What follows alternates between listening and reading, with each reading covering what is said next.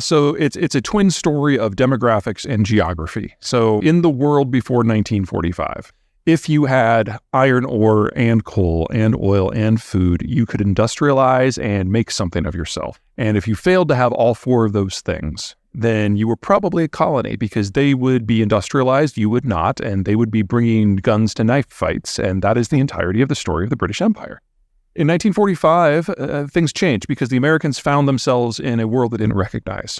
We were in Europe at the end of the war, and we saw Stalinist Russia, and we didn't like it. We're like, holy crap, we do not want to go up against that by ourselves. So we needed bodies, lots and lots of bodies, to stand up and stand between us and the Soviets.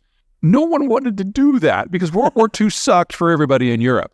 So we basically had to come up with an inducement. And the solution was free trade and globalization. Access to the American market. Access to the American market, access to global resources.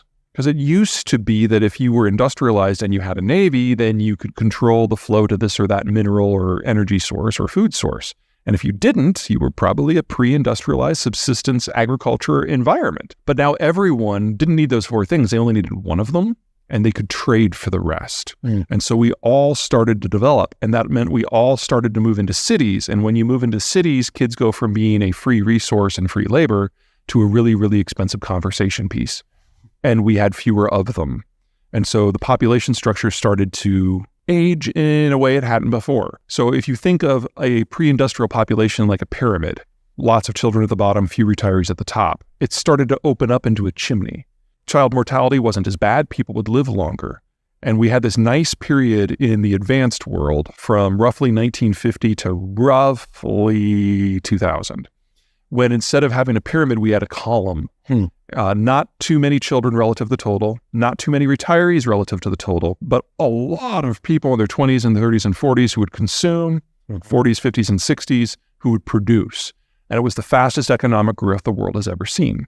In 1990, globalization was kind of thrown open to everybody, and everyone else joined in, the Chinese, the Brazilians, the Russians, and everything. And they went down that path a lot faster than we have. And so the transformation that we did in 2 or 3 generations, they did in 1 and 2. Well, we're now on the other side of that. After decades of rapid aging, we're not just running out of children. That was 20 to 40 years ago. We're now running out of working age adults. At the same time that the Americans, 30 years on from the Cold War, have really lost interest in maintaining the global system. So we're losing the strategic rationale for globalization. At the same time, the economic rationale is dissolving because if you don't have enough young people to consume, there's no point in trading in the first place. So this was always the decade where it was all going to break down.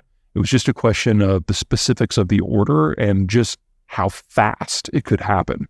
And what we're seeing with the degradation of the Chinese system and the Ukraine war is it can happen pretty fast. So everybody started the industrialization process at their own pace and at their own time and from different starting points. And as a rule, if you have a lot more elbow room, a lot more small towns and arable farmland, the transition was slower because the economic need to move from the urban or into the urban environments the pressure wasn't as great.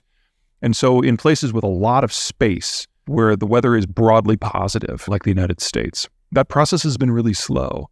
In fact, while, industrialization really got going after 1945, technically the U.S. started the process back in the 18th century. So for us, this has been a 7-8 generation process, and it's been relatively gentle.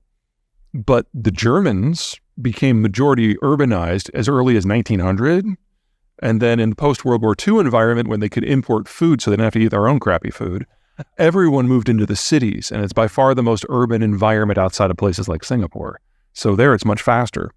The Chinese didn't start really until the 70s. Right. And so you've got the least productive farmland in the world with the most input intensive, with rice farming, which gives you the highest rate of fatalities just from the process of doing it. Everyone got out of the rice paddies as soon as they could.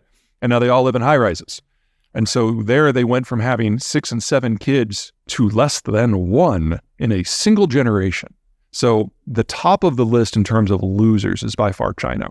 We now know that the Chinese demographic situation is so poor that maintaining a national constitution is not possible past this decade. And so we're looking at a complete disintegration of that system in the short period. Korea is probably number 2, very, very rapidly aging. Started in the 50s, but so fast. Germany and Italy are probably 3 and 4 for similar reasons. But on the other side, you've got countries like the United States who've got a lot of elbow room, who have managed to keep their birth rates high. Sweden is on that list. France is on that list. Argentina is on that list.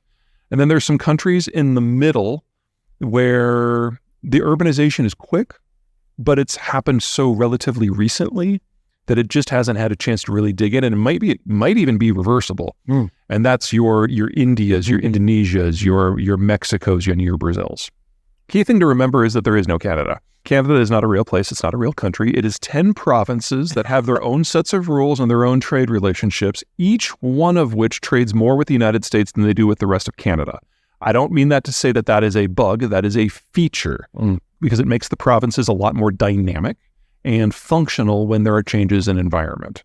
So, number one, don't think about what is good for Canada. Think about what is good or bad for Ontario or Quebec or BC or Alberta. There is no unit. You guys didn't even get an internal free trade agreement until 2-3 years ago. So the future we're moving into is one where we're going to lose a significant amount of energy production out of the Russian space and out of the Persian Gulf. So in that environment, anyone who is a stable energy provider can kind of write their own check. Alberta is, with Texas, at the very top of the list in terms of regional systems that are going to do very well. That's number one.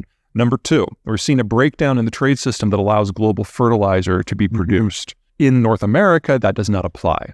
North America makes all of its own nitrogen fertilizer. Saskatchewan produces almost all of our potash fertilizer, and we can get phosphate from some places within North America, but certainly within the Western Hemisphere. Right. So in a world where global food production gets hit hard, North American producers are fine. And the crop that is going to see the most dynamic change in pricing is wheat, because wheat is only grown in places where nothing else will grow. Because it'll grow almost anywhere comparatively. Yeah. But we've pushed it to the margin, so it will only grow in places where only we can grow with industrial inputs. So if you break down the industrial inputs, most wheat production around the world is going to fail, or it will have to be relocated to better land. That does not apply to North America. So if you want to talk about the crop that is going to see just explosive increases in prices, that's wheat. And that's a story for North Dakota and for Kansas and for the prairies. Right. So to be kind of at this nexus and to be the most capital-rich city in Canada, these are good things. So if Alberta does nothing different at all, you're going to be one of the fastest growing parts of the world for the next 30 years. Everything is upside potential. A food supplier, absolutely. There's no reason to expect that will change. Energy supplier, you've never been considered an energy supplier to the world. You're an energy supplier to North America. To the United States. There's a difference, yes. And the questions that the Japanese and the Germans had, they were not coming to Canada because they thought it was going to be a slam dunk. They were coming to Canada because it's a Hail Mary. There are no places in the world that can easily step into Russia's shoes from the European or the Asian point of view. And honestly, I don't think the Germans or the Japanese were very hopeful when they arrived in the first place, because let's be honest, you are not a country, you are 10 provinces. Let's start with the basis that a lithium-based electric vehicle absorbs a huge amount of energy in its creation. And most of the lithium processing, most of the aluminum processing, most of the silicon processing, and that's what's in the frames, is all done in China, and it's all done with soft coal. So the carbon footprint for these things is not being factored into most people's carbon assessments when you're determining where the break-even price is in terms of carbon. If you do that, there are any place in the world that runs on a mix that is more than 70% fossil fuel, which is the vast majority, you're talking at a break-even time that approaches a decade, if not more. And that's for light vehicles. You get into heavies, it extends it out considerably. Now, there aren't a lot of EV heavy vehicles, so take that for what it is. So that's problem number one. Problem number two, if you want to electrify transport in North America, you need to double the size of the grid. That would obviously be a challenge. Double the size. Yeah, so what we've done in the last 150 years, double that in the next 7. So both of these things are things that politically you can ignore if you want to, and you can throw enough money at it to make it happen. It doesn't make them impossible, it just makes them perhaps not the best idea. But there is something out there that makes it impossible. If you want to double the size of the grid, if you want to electrify transport, and if you want to do it on a schedule that people say we want to achieve by 2030, that means we need 3 times as much copper, 4 times as much chromium, 4 times as much aluminum, 10 times as much nickel, 18 times as much graphite. Never in human history have we ever doubled our production of any industrial material in a 10-year period, ever. And we're going to do this for 14 materials now? Simultaneously. Right. And we're losing Russian output, and the Russians are a top 4 producer for about half of this stuff. And we're going to lose the processing capacity in China. So this cannot happen with today's technology. Just can't. This stuff isn't there. Does that mean we will walk away from it completely? Not what I'm saying. What I'm saying is we're going to have to make choices about where we want to apply these materials and where we can get the biggest bang for our buck. Now, if this was done purely looking at economics and carbon, I would put wind turbines throughout the Great Plains, including in Alberta. I would put solar in the American Southwest, roughly from central Texas and the Austin-San Antonio corridor, all the way to Los Angeles. Yeah. And then I would spend most of the money and most of the resources that we have on transmission from those zones to the places that don't. And that would probably gobble up almost all of the material, or like our quote share of global materials. Now, the materials are not available globally. So we're going to be able to do more in the Western Hemisphere than the Eastern, but we also have better wind and solar frontage in the Western Hemisphere than the Eastern. But putting up solar panels, the only place in the world that it's dumber to put solar panels up than Toronto is Berlin. And so these are the 2 capitals that are pushing this the hardest. It's just absolutely asinine. One of the fun things that we're seeing in the green community right now is a conversation which is degrading into a debate, which is degrading into a knife fight between the Greens of California and the Greens of Germany. Because the 2 of them have very similar policies when it comes to encouraging renewables. The Californians have spent 1/3 as much as the Germans and are getting 5 times the power because the sun doesn't shine in Germany, yes, but it does in California. This is a conversation they should have had 15 years ago. Basic geography and what it means for technology. They're having it now. It's overdue. I'm glad they're having it.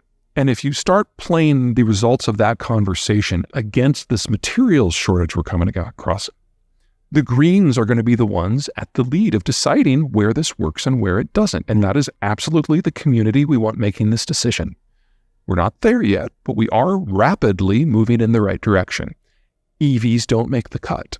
You would have to have a green system to manufacture them, and you would have to power them with green, and it would have to be in a society where everyone can charge their cars at the day, which means they're all working night shift. Right. I am unaware of a metro where that exists. So EVs just don't work in a constrained environment. So you focus on generation where generation does well, and then you use transmission to get it to the next tier of cities beyond that zone. That's still a really good start. Well, let's start with the supply issue because it's relevant for nuclear too. The single largest supplier of uranium to the world is Kazakhstan. And most of that stuff is processed in either China or Russia. So we honestly can't, that's like 40% of global supply that is under a degree of threat right there. So while I certainly agree that nuclear should be part of the solution, we do have an absolute limit as to how big it can get, even before you consider the political obstacles. Saskatchewan does have a lot of uranium too. That is true. And Canada and Australia are the 2 countries that are expanding their output most quickly, but it's just the process for bringing uranium on doesn't just involve the mine, and then it's the milling, then it's the yellowcake, and then it's the hexafluoride processing and the spinning. There's a lot of infrastructure steps before you get to fuel. So a really big investment program right now, you're talking minimum 10 years before you actually get the fuel and volume, and that doesn't count the time it takes to build the reactor. So it's a long-term solution if we're going to do it. And then in the United States, at least, we still don't have a fuel disposition program. We have Yucca Mountain, which is still not operational, which is already completely subscribed. And so everyone's basically leaving them in cooling ponds right on site, which is not, in my opinion, a very viable long-term solution. Now, other countries have come up with ways to make it work better. The technology is there, but it would require multiple acts of Congress to push that forward. And the Soviets, not the Russians, the Soviets were very successful in the 60s in encouraging anti-nuclear sentiment throughout the Western world. Honestly, that's where Greenpeace came from. And a lot of that lingers today. And then, of course, every once in a while, you have a Chernobyl or a Fukushima, and that doesn't help. It's probably going to take a new technology, of which there are 2 that are probably about ready for prototype stage. So one of them is called a pebble bed. It's a 4th-generation nuclear facility. The French are probably the closest to building it. And the fuel's in pebbles in a bed of insulated material. So even if everyone shuts down all the safety protocols and leaves for the weekend, there's not enough uranium in each individual pellet to go into meltdown. So in theory, it's meltdown proof. In theory, you still have to build it. The second one are small modular reactors that you can fit in a container on the back of a truck. And the idea is you can pull that into a decommissioned coal power plant and just hook it up to the electricity system. Right. And all of a sudden, 3/4 of the cost of a normal reactor goes away. And based on the size of the power plant, you can put up to 9 of these into a single arrangement. The United States government just gave approval to the prototype design. And so they're now going to be building one of those over the next couple of years. So hopefully we'll find out within a couple of years whether it's viable and safe. But if it is, you still then have to go through the process of bringing it into mass manufacture. Right. And so you're really talking about 2030 before we get any appreciable movement in this in terms of actually affecting the grid. Yeah, not a short-term solution, but small modular reactors are looked at here, or SMRs. You can walk the streets of Calgary and hear people talking about SMRs, are looked at with a lot of favorability. It's promising. It's promising. But again, no one has built one yet. So let's not get ahead of ourselves. Right. Although many say that American nuclear submarines have very similar technology. Very different technology. So the water-cooled reactors that are in subs are, if anything, very old technology. Of course. And if you're going to apply those in scale, you're talking about something that is far more proliferation prone than a conventional reactor. Keep in mind that because it's a military asset and it is by definition sequestered and under guard at all times, they don't use low enriched uranium in the subs. They use weapons grade uranium, and that's how it can be so small. You would not want a Bubba in North Dakota operating